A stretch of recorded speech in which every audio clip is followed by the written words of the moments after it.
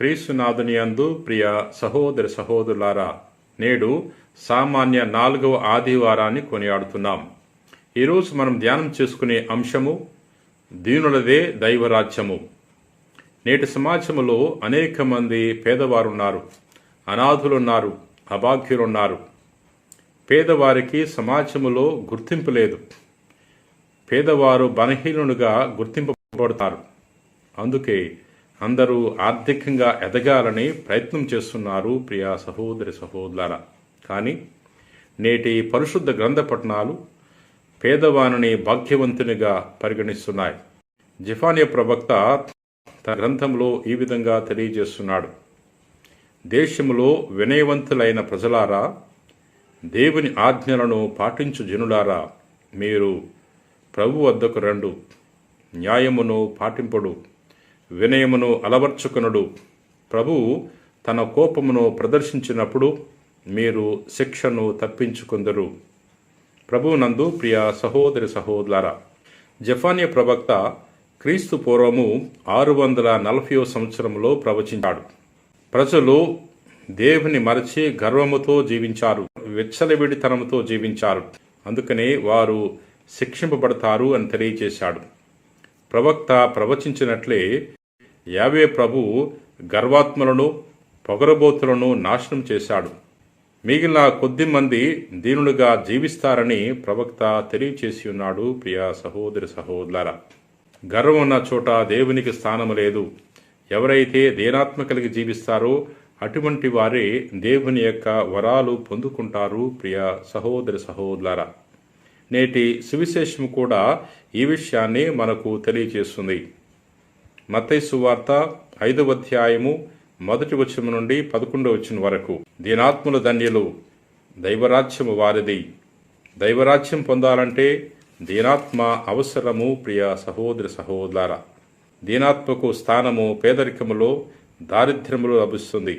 అందువల్ల లూకా సువార్త 6వ అధ్యాయము 20వ వచనంలో ప్రభు తెలియజేస్తున్నారు: పేదలకు మీరు ధన్యులు, దైవరాజ్యము మీది అని ప్రభు మనకు తెలియచేస్తున్నారు. ప్రతి పేదవాడు ధన్యుడు అని చెప్పటానికి వీల్లేదు. ఎందుకంటే దీనాత్మ గల పేదవాడు మాత్రమే ధన్యుడు. కొంతమంది ఆర్థికంగా పేదవారైనా గర్వముతో జీవిస్తుంటారు. అటువంటి వారికి దైవరాజ్యములో స్థానము లేదు. ప్రియ సహోదరి సహోదరులారా, ధనమున్నా దైవరాజ్యంలో చేరాలంటే దేవుని మీద ఆధారపడాలి. దేవుని ఎడల వినయ విధేయతలు కలిగి జీవించాలి. దేవుని ఎడల విశ్వాసముతో జీవించాలి. అటువంటి వారికి మాత్రమే దైవరాజ్యములో స్థానము దొరుకుతుంది. ప్రియ సహోదరి సహోదరులారా, ధనికుని కంటే పేదవానికి దేవునిపై ఆధారపడే మనస్తత్వం ఉంటుంది. సంపదలు, గౌరవ ప్రతిష్టలు అడ్డుగోడలుగా నిలుస్తుంటాయి. ఎవరికైతే తక్కువ సంపదలుంటాయో అటువంటి వారు దైవరాజ్యములో ప్రవేశించటం సులభము అని ప్రభు తెలియజేస్తున్నాడు. ఎందుకంటే ధనవంతుడు దైవరాజ్యములో ప్రవేశించట కంటే ఒంటే సూది బెచ్చములో దూరిపోవట సులభతరము అనే విషయాన్ని ప్రభు తెలియజేస్తున్నాడు. ధనము లేనివాడు, దారిద్ర్యముతో జీవించేవాడు దేవుని మీద ఆధారపడి జీవించటానికి ఎక్కువ అవకాశం ఉంటుంది. ప్రియ సహోదరి సహోదరులారా, ధనికుడు తన ధనం మీద ఆధారపడకుండా దేవుని మీద ఆధారపడితే దైవరాజ్యము దొరుకుతుంది అనే విషయాన్ని మనము గమనించాలి. ప్రియ సహోదరి సహోదరులారా, యేసు ప్రభు మనందరికీ ఆదర్శము. ఎందుకంటే యేసు ప్రభు ఈ లోకములో ఒక దీనుడుగా జీవించాడు. తనను తాను రిక్తుని చేసుకుని ఒక నరుడుగా జన్మించాడు. పశువుల పాకలో జన్మించాడు. పేదరికంలో జన్మించాడు. ప్రియ సహోదరి సహోదరులారా, ఎప్పుడు కూడా తన గురించి గొప్పలు చెప్పుకోలేదు. తండ్రి చిత్తం నెరవేర్చటమే తన ఆహారముగా పరిగణించాడు. తన శిలువ మరణం వరకు తండ్రికి విధేయుడై జీవించాడు.